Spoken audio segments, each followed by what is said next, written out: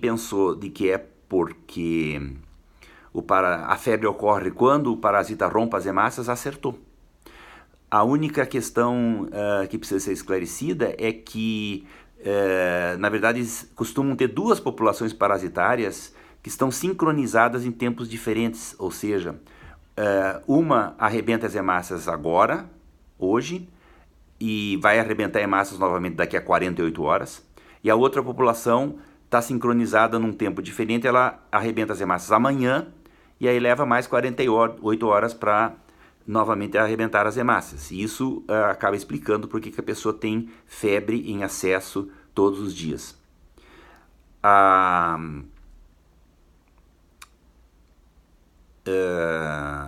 O próximo ponto importante, após que vocês pensarem em malária, é buscar, ou melhor, eu pergunto, qual seria o próximo ponto importante após fazer a hipótese de que seja malária? Essa é a hipótese interessante, né? Porque ele é uma síndrome febril, mas muito característica, com febre em excesso, com um horário bem certinho, assim, numa certa hora do dia, geralmente no final da tarde. Mas a gente já chama malária, a gente já pensa numa etiologia. Então o próximo passo qual seria? Pause para responder ou pensar.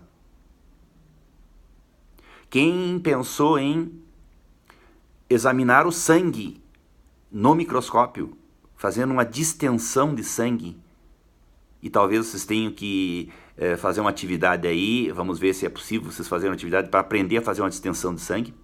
Fazendo essa distensão de sangue, será possível observar o interior das hemácias, onde deverá estar o parasita. Então, quem pensou nisso acertou. O diagnóstico confirmado de malária é a visualização dos plasmódios dentro da hemácia. Um parêntese é de que, claro que existem outros métodos moleculares, modernos, alguns deles certamente no futuro vão substituir o microscópio, mas por enquanto a rotina, a coisa disponível em qualquer lugar do mundo onde exista malária é o exame do sangue para o encontro dos plasmódios dentro da hemácia. Bom, uma habilidade que vocês deverão então fazer agora na prática é a de observar os plasmódios dentro das hemácias. Nada melhor que olhar as lâminas de sangue. Mas eu vou alertar então para quais são os elementos fundamentais dos plasmódios dentro das hemácias que vocês deverão prestar atenção. Primeiro, uma estrutura, quando ela é jovem, ela é bem arredondada. Quando ela se torna mais madura, ela muda muito a forma. Mas enfim, é um protozoário, então é uma célula única que tem um núcleo bem visível, né? Tem o citoplasma muitas vezes bem tênue, bem fino, isso simplesmente pela imagem que a gente observa ao microscópio, que você não está observando uma imagem tridimensional.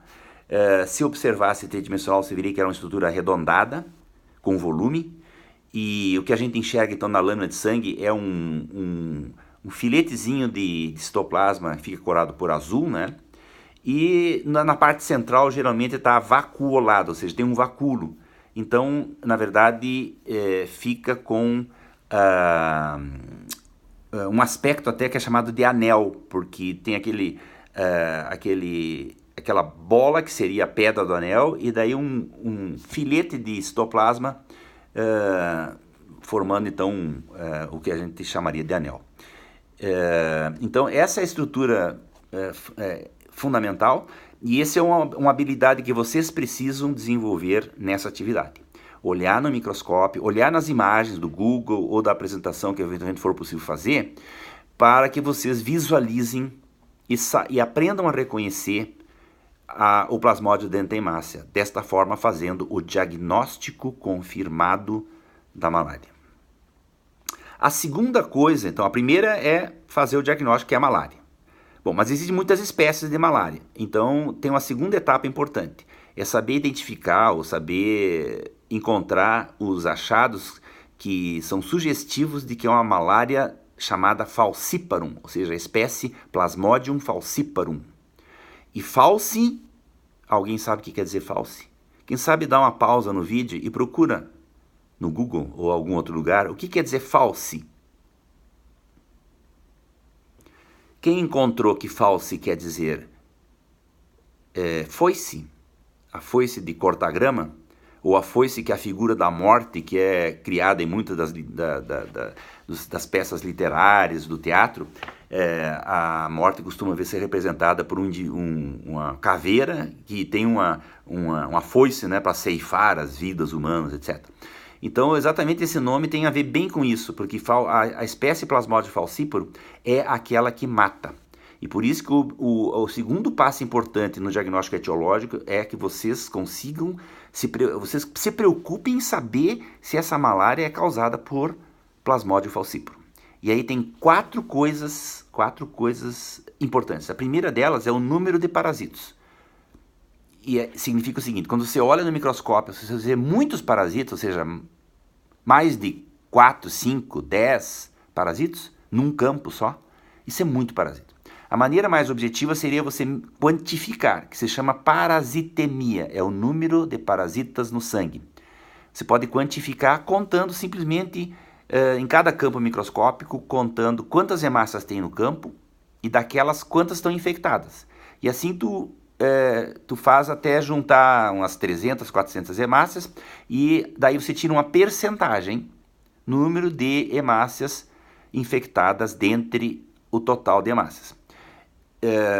Então a chamada parasitemia é muito importante porque ela é um elemento que permite vocês acompanhar a evolução da malária quando você deu o remédio para tratar.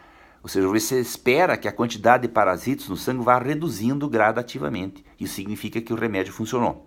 Então a parasitemia é muito importante, primeiro porque ela poderá indicar que é Plasmodium falciparum, aquele que mata, e segundo, em qualquer outra malária, enfim, é necessário acompanhar a parasitemia.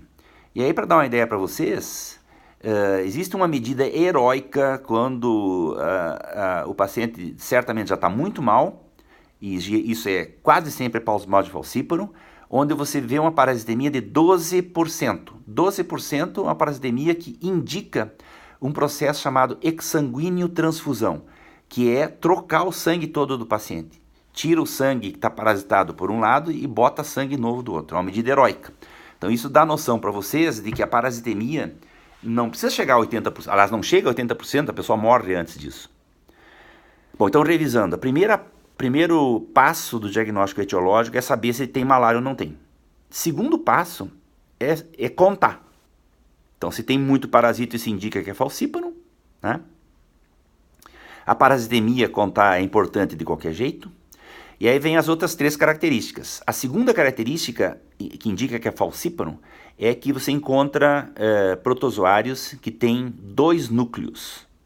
Até para alguns eles chamam isso que é uma forma, parece fone de ouvido. Procurem observar isso nas lâminas.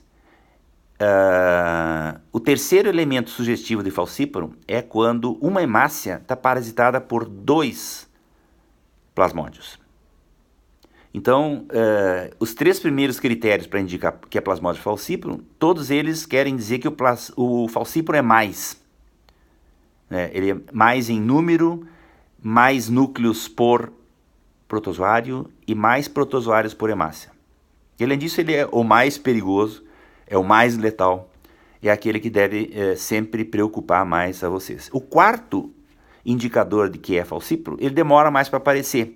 É uma forma chamada em banana, é uma forma de banana alongada e que vocês devem tentar observar também ou nas imagens do Google, ou nas imagens de apresentação, ou eventualmente em alguma lâmina pode ter. Mas esse já é um elemento mais raro porque ele só aparece mais no final. Ele é uma forma do parasita que é destinada para passar para o mosquito. Como a gente quer fazer o diagnóstico precoce da malária, não vai esperar para encontrar essa forma em banana, que é o chamado gametócito. Nós não vamos esperar. Então, dificilmente ele vai aparecer, mas enfim, é bom que vocês coloquem na lista dos indicadores de que é falciparum. Então, com isso, o principal caminho do diagnóstico etiológico fica cumprido. Você se preocupar em saber se era malária ou não, e, segundo lugar, se preocupar em saber se era falciparum. Existem outras 3 espécies que causam malária, mas é um detalhe que não vai caber ao médico que está lidando diretamente com o paciente, a não ser que ele seja um especialista nisso, resolver essa questão? Na verdade, aí nós temos que passar para o terceiro momento, que é o tratamento. O tratamento, ele é muito simples, porque no Brasil e em muitos lugares do mundo, vocês têm a obrigação de pensar em malária e saber fazer essa etapa que a gente acabou de rever do diagnóstico. A partir daí, vocês têm que pegar o telefone e ligar para a Secretaria de Saúde. Por exemplo, aqui no Brasil, cada Secretaria Estadual de Saúde tem alguém que vai poder informar para vocês qual é a medicação disponível, a secretaria que vai distribuir essa medicação, vai fornecer, e aliás a secretaria quer e deve controlar o uso dessa medicação. Inclusive, geralmente eles solicitam que a lâmina do diagnóstico seja enviada para eles, para que eles possam conferir. Então, o tratamento, ninguém precisa decorar nada com relação ao tratamento específico da malária. Precisa saber pensar em malária, encaminhar o procedimento diagnóstico etiológico para confirmar que é malária, para saber se não é falciparum, e em seguida se comunicar com o pessoal da Secretaria da Saúde para obter as informações e obter o medicamento para o tratamento. Então, a atividade do dia de hoje é centrada nesse problema principal, que é febre, né? Claro que não nos cabe agora entrar em outros detalhes sobre síndromes febris, mas essa é uma síndrome febril, porque quando eu falo febre, eu estou falando síndrome febril, estou querendo me referir a síndrome febril, não é simplesmente o aumento da temperatura corporal, é aumento da temperatura, mas acompanhada de um intenso mal-estar, de o calafrio na sua fase inicial, depois muito calor e finalmente uma terceira fase da febre, que é a sudorese intensa. Nem toda febre tem isso, mas a febre da malária costuma ser assim, que é muito característico da febre da malária. Ter essas etapas da progressão da febre, calafrio, calorão e sudorese, muito bem definidas. E inclusive a febre da malária é um modelo bom para vocês estudarem a fisiologia da febre. Porque a febre sempre, dependente da etiologia, ela vai sempre ter uma determinada fisiologia, que começa na primeira etapa com o que a gente chama de etapa de vasoconstrição, que é por isso que a pessoa sente calafrios. Na verdade, desculpa, ela sente frio e ela começa a tremer.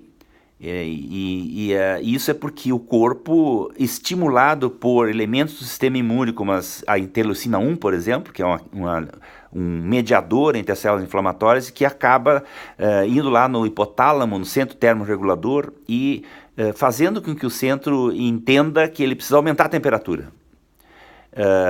E o corpo responde produzindo calor com o tremor muscular, e a pessoa sente frio mesmo, porque isso vai fazer com que ela busque se aquecer. Então essa é a primeira etapa. A segunda etapa é quando finalmente a temperatura subiu. É uma etapa de sentir muito calor.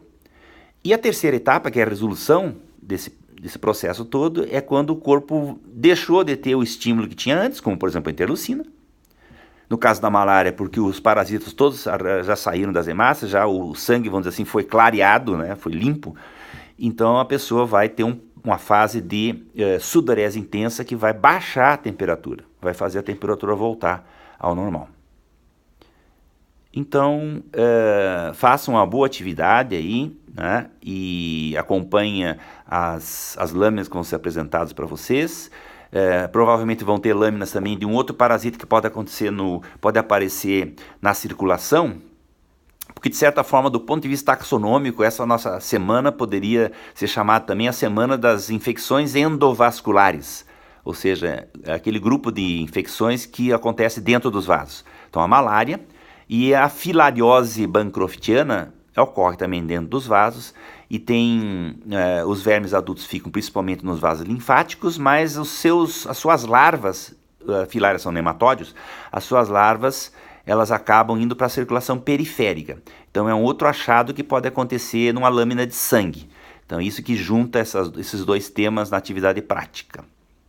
E então essa é a atividade em que a principal manifestação clínica em relação à malária, não em relação à filariose, porque a filariose não costuma ter febre.